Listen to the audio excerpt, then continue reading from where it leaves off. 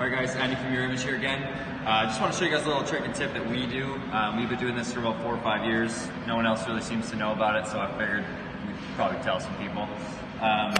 This is 3M trim sticks. It's actually used for paint and body, so when they're painting a car, it actually pulls the molding back.